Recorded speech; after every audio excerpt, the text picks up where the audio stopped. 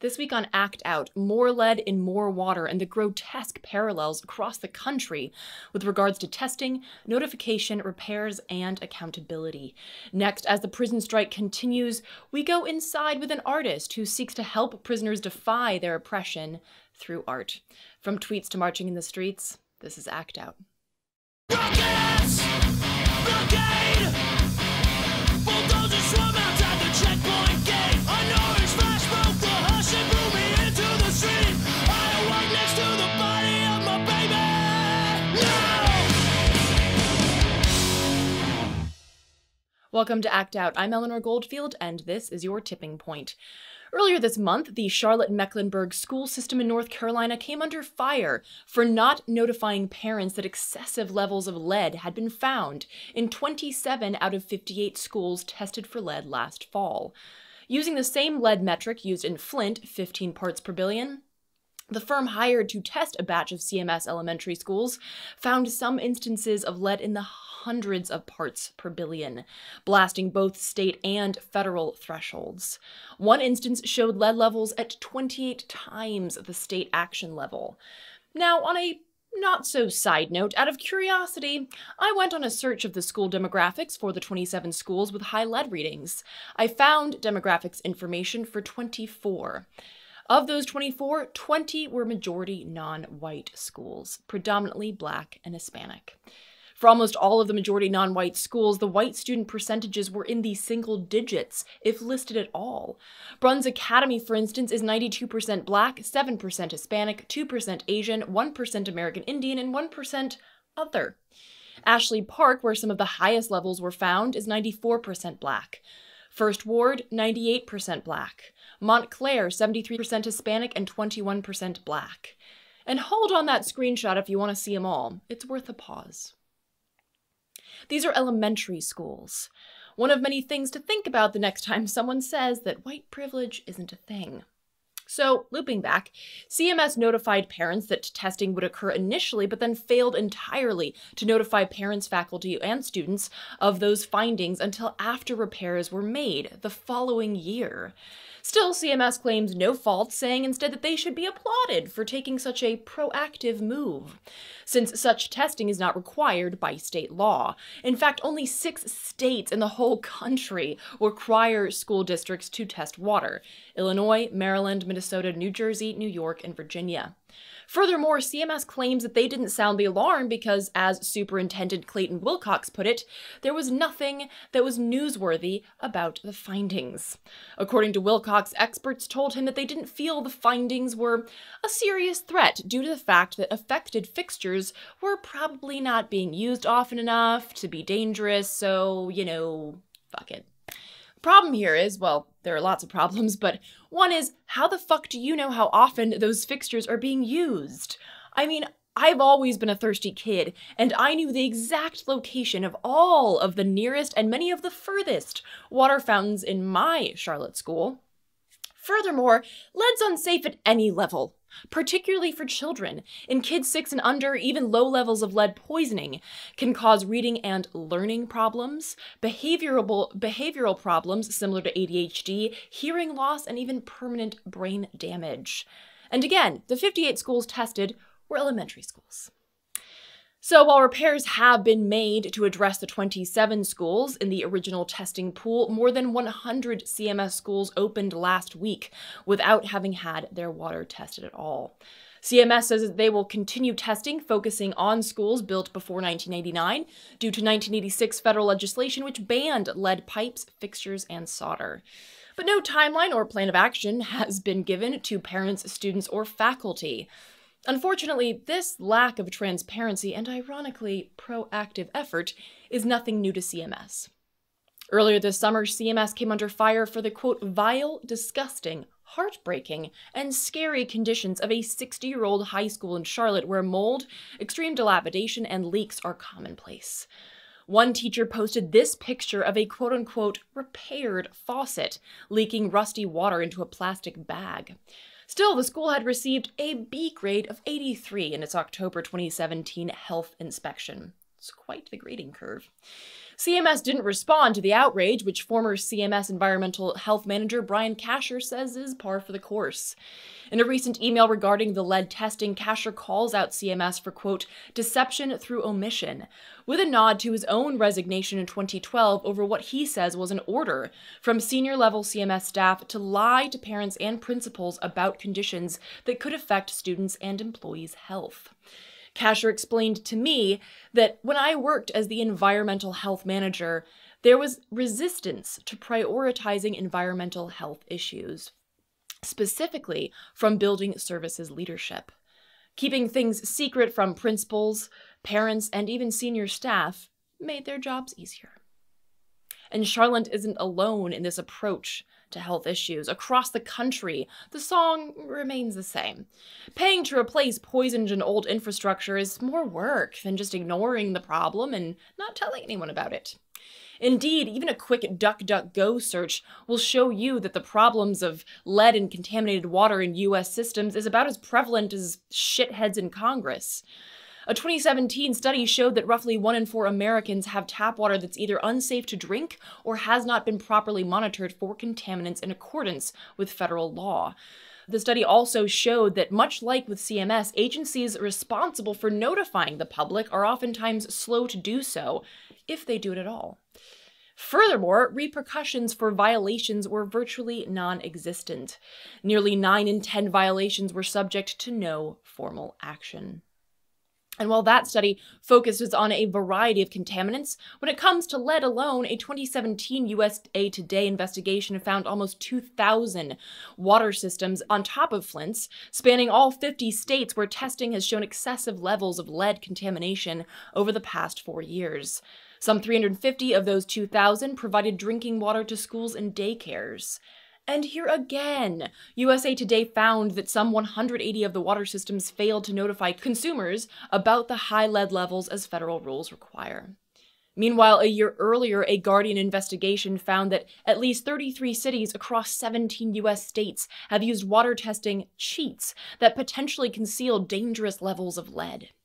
So, if you want to know how much lead is where in our water, get in line.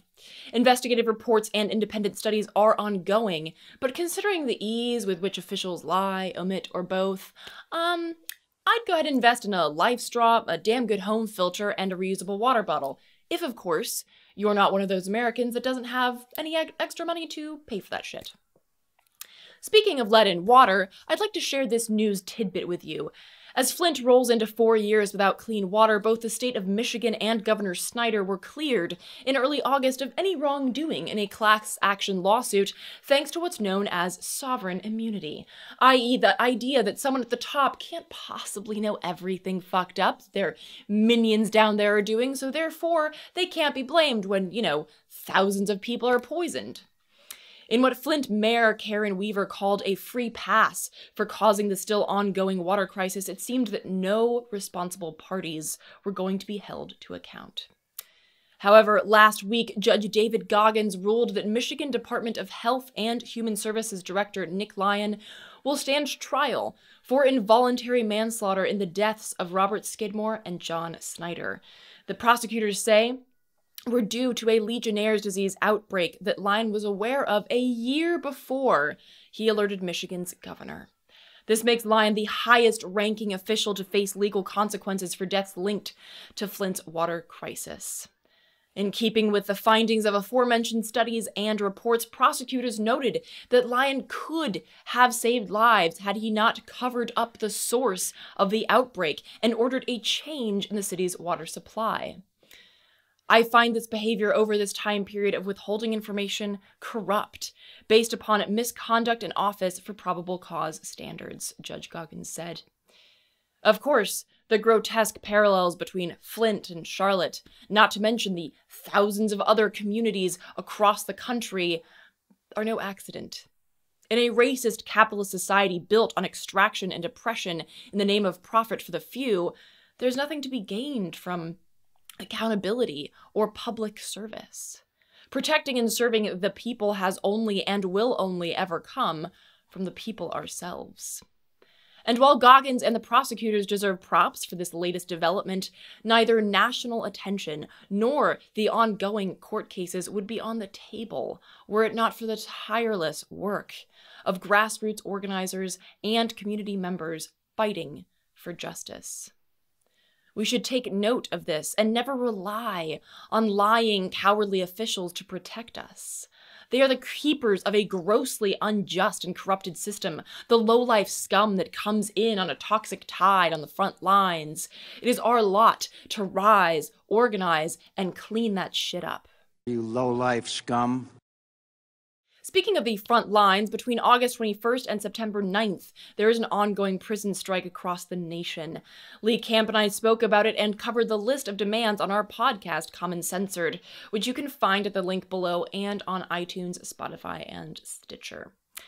Now, if you watch this show, you'll know that I'm a huge proponent of folks doing what they can, how they can, to affect change, to build alternatives and work for progress and power in their place and time. Well, when it comes to the prison industrial complex, there are several creative projects that poke holes in the cold sociopathic walls imprisoning bodies, souls, hearts, and minds. Tracy Ziegler, the leader of the art program at Prisoner Express, sat down with us to dive deep behind bars, to talk power structures, compassionate accountability, and the keystones of her work, asking the imprisoned to express the world around them in art, to be raw and jagged and blatant, to be witness to their experiences, thereby threatening the power structures that oppress them. Take a look.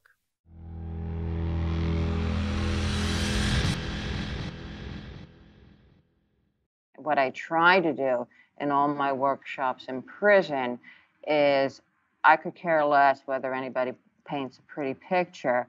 But what I've learned from going to art school that I did not learn in social work school is that none of us, and I don't care who it is, you, me, prisoners, we are taught not to look at the world through our own eyes. We're taught to look at the world conceptually. So if I hand you a pen, you don't even have to look at that pen because you know the concept of the pen and da-da-da-da. What happens when we continue to go through life not looking at the world is we give up authority. The problem is that prisons find it very, very difficult if they really think about what I'm doing, that I'm saying, well, okay, start looking at the world around you. Start drawing the world around you. Don't draw from photographs. I said, listen, you guys, and usually I work with men, you know, you are already inmates. And when you draw from a photograph, you become an inmate to that photograph. Develop the own authority of your own eyes. I'm curious about because one of the things that sounds incredibly powerful but also difficult is if you really start to look at the world, you are also confronted with all the pain, and particularly as an inmate, there is a lot of that pain. What was some of the reactions in that sense that you experienced? Exactly. I have a man that I write to in California, and he actually was an artist. He went to California State, San Francisco Art Institute, and he finally wrote to me and he said, "Oh, so basically, what you want me to do is to," he said, he's in prison for life, so he said, "I've been trying to do artwork to get away from this place, and you're telling me I got to go through this place." And yes, the only way out is through. And yes, I'm asking, can you imagine if you had the entire prison population being powerful witnesses to their experience? I mean, if they could make art about what it is to be in a totally inhumane condition of incarceration, I mean, like you would have from any other really high-powered artist, I mean, it would blow people away. So the thing is the most art programs, not necessarily California. California has a wonderful art program, but most art programs is sort of defined as therapy. That's why I'm against therapy. This is not therapy. This is revolution. This is about looking at the state that you're in and finding a way of making a powerful metaphor about it. And I really get very critical of my students that I go in, because I figured I'm teaching just like I would be teaching college if I was at Cornell, whatever. And we get to be very critical. I said, if you make art about crying inmates behind bars, and if you go to a prison drawing website, and a third of them will be like these pictures of inmates behind bars. And I said, it's a cliche, and the situation is too powerful to be reduced to a cliche. So rather than draw that stupid cliche, find out what is the pain in here. What does that pain look like? And what happens to the pain? Become experts at it. So anyway, I got to get off my soapbox on that one. Well, I asked you on here to be on your soapbox, so Mhm. please stay on it.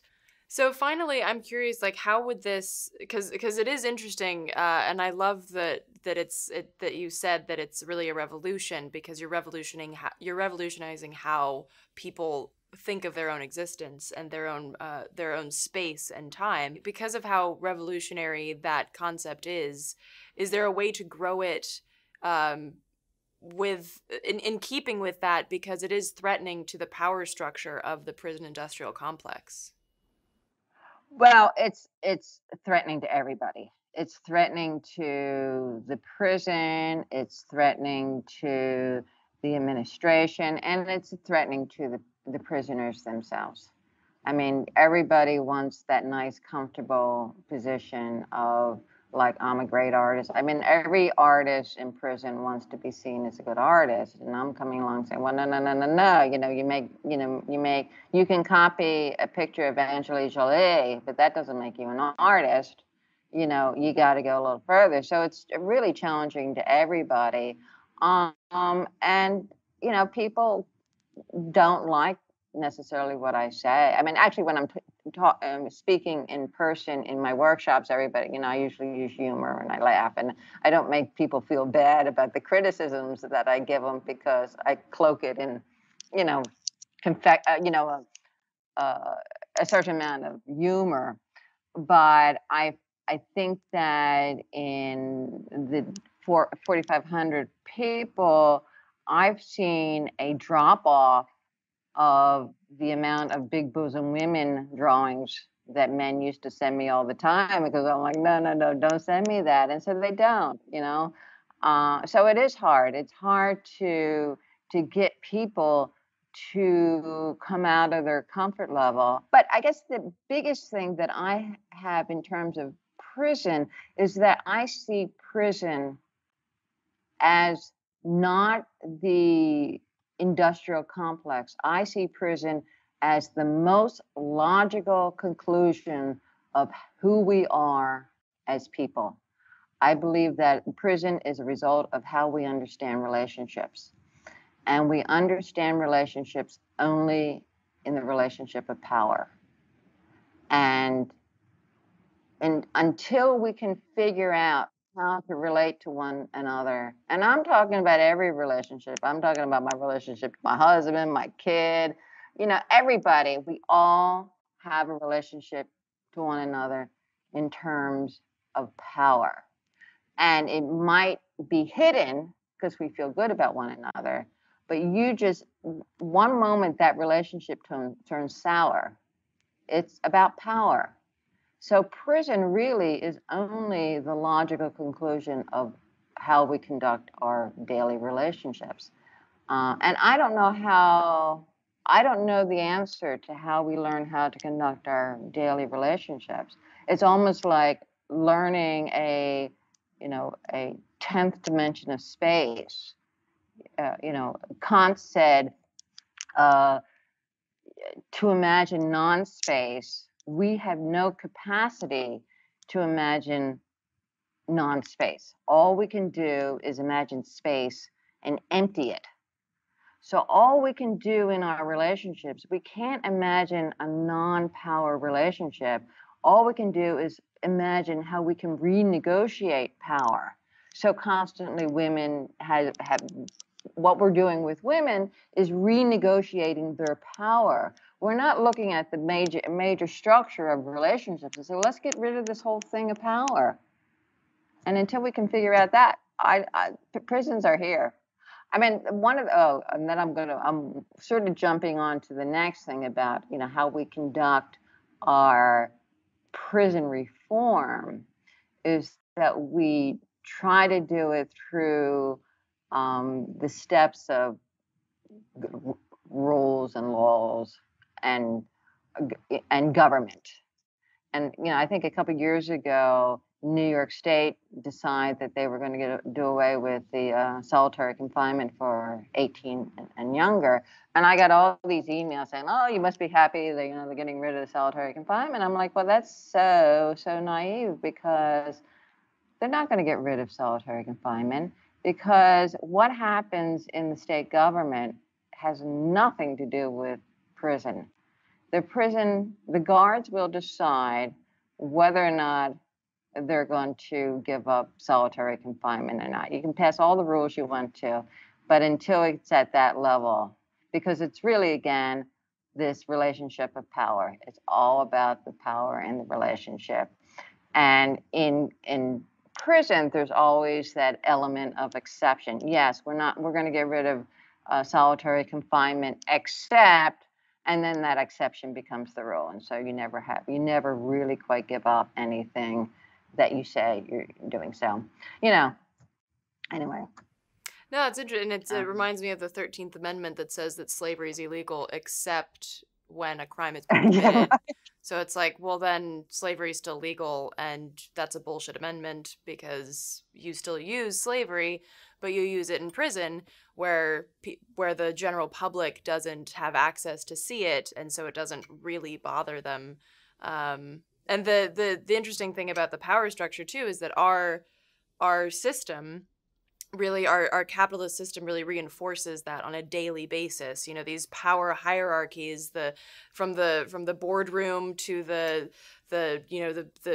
family unit, everything is structured in that sort of like hierarchical systemic way, so that when you ask somebody the question like, oh, do we need prisons? It's something that they never even, a lot of people that I talk to anyway, they haven't even like ask themselves that, because it's just such an ingrained part of our programming, and when we grow up in this system, that it doesn't even like dawn on them to ask, like, why would I even bother ask myself that question? Like, that's a silly question. Right. Well, and I think that everybody is confused about prison and incarceration and behavior that puts you there. Because on one hand, you have the whole racism of why blacks are more in, but what would happen if I were to have an art show of Larry Nassar's work? There's a very, very large population of sexual predators. And so, if you're going to crucify Larry Nassar, the next day you can't say, well, let's have this art show because let's have prison reform, because it's Larry Nassar that you put in there. And I'm not saying he should be off or anything. I think whatever he did was awful, awful, awful. But my question is, if we're going to believe in compassionate accountability, which is what I think I would like to look for, compassionate accountability, when does it begin? Does a compassionate accountability begin after I incarcerated you?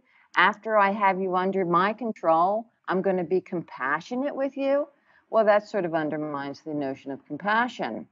And so this whole dichotomy of let's get, this predator because he's awful, and let's have prison reform. And I'm sure there's enough people that would be, on for both of them. Let's crucify all the men who have been predators, and let's have the prison reform. It's a problematic juxtaposition, and I think that it also brings up the idea of rehabilitation. Like, do we want to rehabilitate people or do we want to punish them? And I think for a lot of people, just especially right after a crime is committed, there's that inherent like animalistic anger that kicks in, like, oh, you should punish him. And yes, like a part of me would love to beat a banker to death with his own money bags, but like I realize that's Right, exactly. I feel like I've evolved past that, and I'd rather try to rehabilitate someone to realize, hey, being a greedy piece of shit is not good. And like, do we want to be a society that rehabilitates or just punishes without rehabilitation? Mm-hmm. Mm-hmm. And also, what is my own role in this? I mean, it's easy to look at someone else and say, "Oh my God, he accosted this person, he accosted that person." But we're all guilty of oppression. We live in a racist, oppressive society, and none of us are exempt from that. So, what have every one of us been doing about eliminating the oppression in our life? And do we really want to? You know? Yeah, those are I, tough questions. So it's a complex prison is, and to me, prison is not it's a mirror of everything we do. It's just a mirror of society. It just happens to be really concentrated.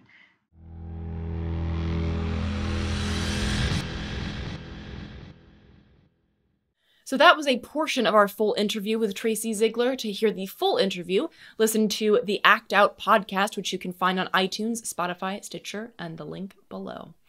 And that will do it for this week's Dose of Dissent. Thank you so much for watching. Please do spread and share this with all of your friends, foes, and people that you don't know. Again, check out that last slide and the show description to find sites mentioned in this week's show. And for interim updates, as well as posted videos, images, and articles, visit us on social media. To those who have donated to help this show keep going, thank you so much. Please keep spreading the word in order to ensure our ability to keep acting out. From the Devil's Den, good night and act out.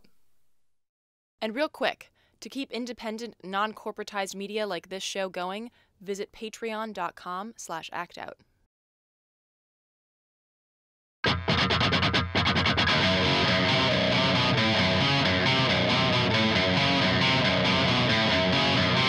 I can hear the boots